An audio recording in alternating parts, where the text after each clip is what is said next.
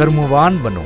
जिंदगी भाग्य से नहीं चलती, भाग्य भी तभी चलता है जब कर्म का चक्का घूमता है। इंसान की जिंदगी जन्म और मौत के बीच की कड़ी भर है। ये जिंदगी बहुत छोटी है, कब दिन गुजर जाएंगे आपको पता भी नहीं लगेगा। इसलिए प्रत्येक दिन का भरपूर उपयोग करना चाहिए। कुछ ऐसे भी कर्म करना चाहिए जो आपके अगले जीवन की तैयारी के हों। अतः इस जीवन में जितना हो सके उतने अच्छे कर्म कीजिए। एक बार ये जीवन बीत गया तो फिर आपकी प्रतिभा, पहचान, धन और रुतबा किसी काम की नहीं आएगी। भावुकता कमजोरी है। धृतराष्ट्र अपने पुत्रों को लेकर जरूरत से ज्यादा भी भावुक और अशक्त थे। यही कारण रहा कि उनका एक भी पुत्र उनके वश में नहीं रहा। वो पुत्र मोह में भी अंधे थे। जरूरत से ज्यादा भावुकता कई बार इंसान को कमजोर बना देती है और वो सही गलत का फर्क नहीं पहचान पाता। कुछ ऐसा ही हुआ महाभारत में धृतराष्ट्र के साथ, जो अपने पुत्र मोह में आकर सही गलत का फर्क भूल गए। आपकी और हमारी जिंदगी में भी ऐसे तमाम मौके आते हैं जबकि हमें मुश्किलों का सामना करना पड़ता है। कुछ लोग इस दौरान घबरा जाते हैं, कुछ दुखी हो जाते हैं और कुछ लोग अपना मानसिकता खो देते हैं। मानसिक रूप से दृढ़ व्यक्ति ही ऐसे हालात में शांति चित्त रहकर धैर्य और संयम से काम लेकर सभी को ढांढस बंधाने का कार्य करता है और इन मुश्किल हालात से सभी को बाहर निकाल लाता है। परिवार, समाज या कार्य क्षेत्र में आपसी टकराव, संघर्ष और कलह होते रहते हैं, लेकिन इन सभी में संयम जरूरी है। अहंकार और घमंड होता है पतन का कारण। अपनी अच्छी स्थिति, बैंक बैलेंस, संपदा, सुंदर रूप और विद्वता का कभी अहंकार मत कीजिए। अगर आप में ये खूबियां हैं तो ईश्वर का आभार मानिए। समय बड़ा बलवान है।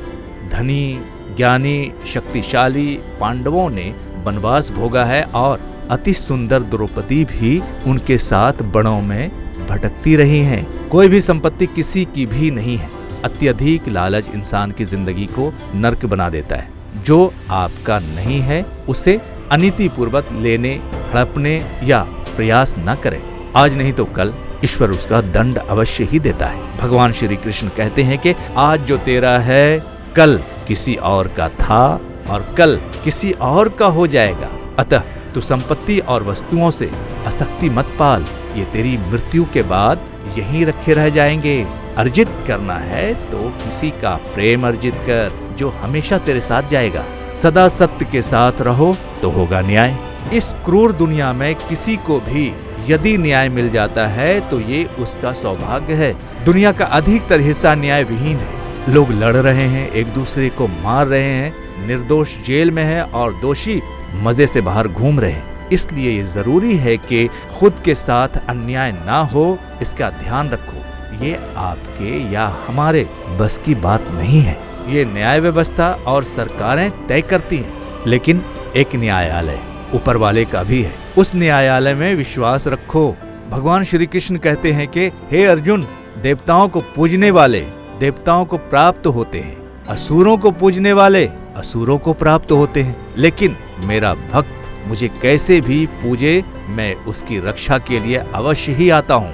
कहने का तात्पर्य ये है कि आप किसी की भी ओर हों, शैतान की ओर हैं या किसी भगवान की ओर। यदि भगवान की ओर हैं तो कम से कम सत्य और धर्म पर कायम ही रहेंगे। जो भी व्यक्ति सत्य और धर्म पर कायम रहता है उसके साथ न्याय ही होता है। उदाहरणार्थ कौरवों की सेना पांडवों की सेना से भी कहीं ज्यादा शक्तिशाली थी।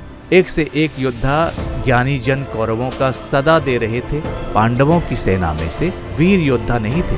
जब श्री कृष्ण ने दुर्योधन से कहा कि तुम मुझे या मेरी नारायणी सेना में से किसी एक को चुन लो, तो दुर्योधन ने श्री कृष्ण को छोड़कर उनकी सेना को चुना। अंततः पांडवों का साथ देने के लिए श्री कृष्ण अकेले रह गए।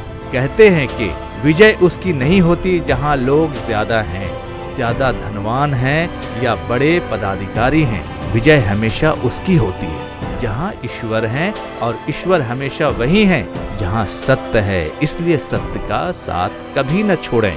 अंततः सत्य की ही जीत होती है।